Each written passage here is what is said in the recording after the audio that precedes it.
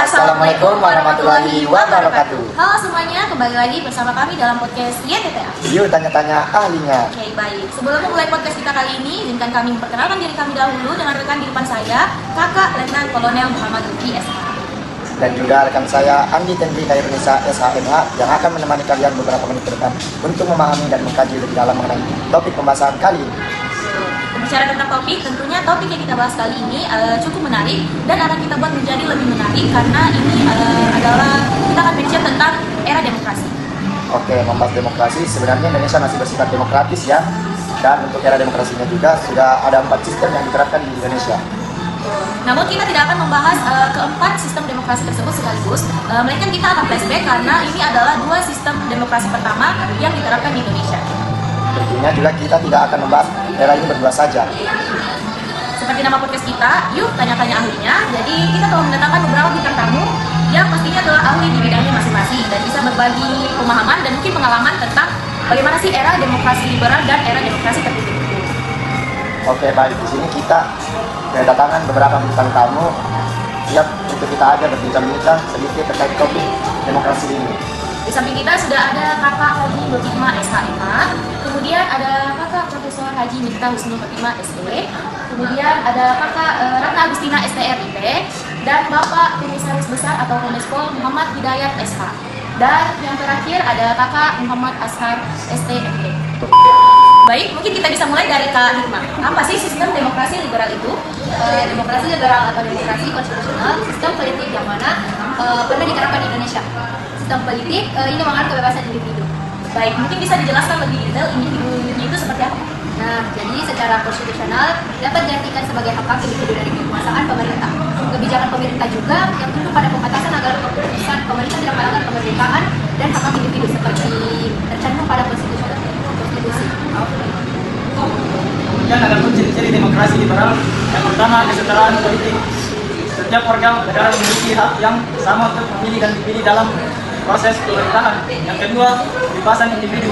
Menjamin kebebasan sipil seperti kebebasan berbicara, berkumpul, dan berserta atau dasar pendidikan.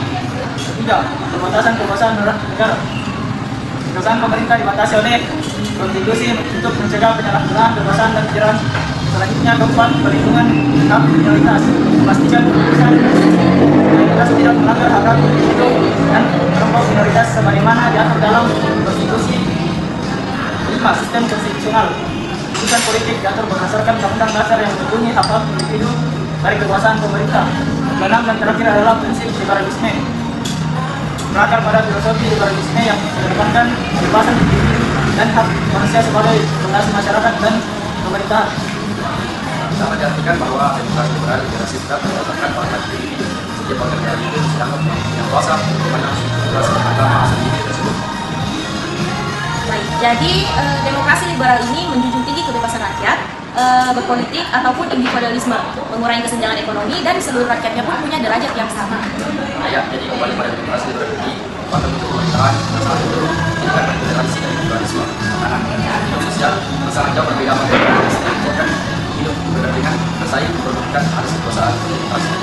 Oke, jadi dia pembahasan mengenai demokrasi liberal secara umum ya teman-teman.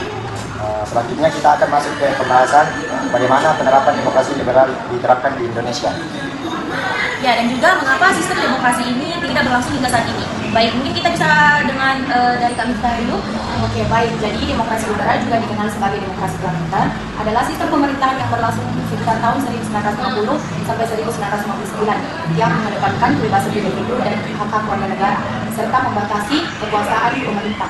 Sistem ini menekankan pada perlindungan hak dasar seperti kebebasan berbicara, kebebasan beragama, dan hak untuk anak yang dijamin oleh konstitusi.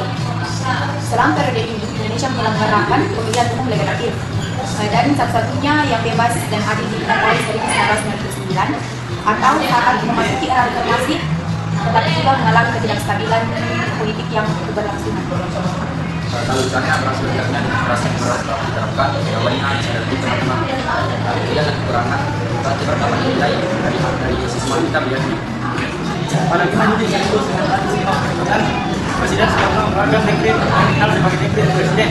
Intinya adalah menetapkan pembubaran konstitusi, menetapkan Undang-Undang Dasar 1945 sebagai konstitusi yang berlaku bagi segenap bangsa Indonesia dan negara Indonesia. Kami itu mulai tanggal penetapan dekret dan tidak berlakunya lagi Undang-Undang Sementara atau UUD. Baik, berlakunya kembali Undang-Undang Dasar 1945 mulai dekret Presiden 5 Juli 1949 diterima baik oleh rakyat Indonesia. Dengan dikeluarkannya dekret Presiden 5 Juli 1959, berakhirlah masa demokrasi parlementer dan digantikan oleh demokrasi tertutup. Jadi itu tadi dia penjelasan singkat mengenai sistem demokrasi liberal pada saat itu.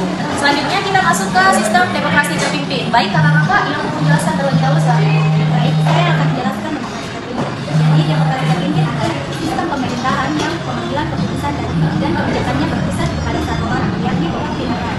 Jadi demokrasi terpimpin yang bisa disebut programnya lama adalah sistem politik yang berlaku di Indonesia pada tahun 1999.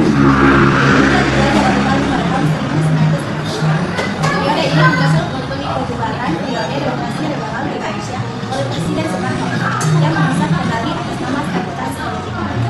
Nah, sebagaimana ia mengklaim telah berdasarkan sistem tersebut pada sistem desa tradisional yang berbasis musyawarah dan mufakat yang berlangsung di bawah bimbingan para ketua desa.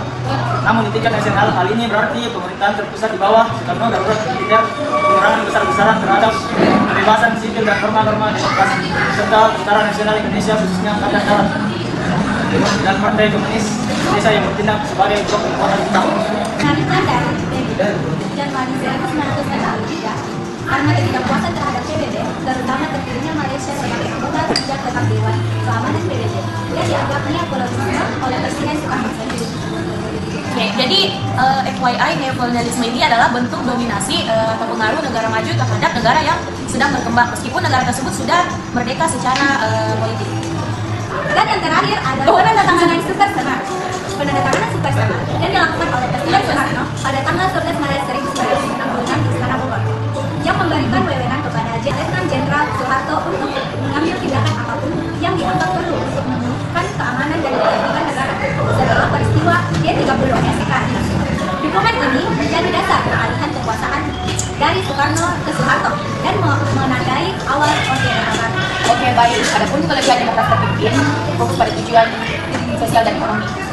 Demokrasi terpimpin menempatkan penekanan yang kuat pada pencapaian tujuan sosial dan ekonomi yang dianggap penting bagi masyarakat.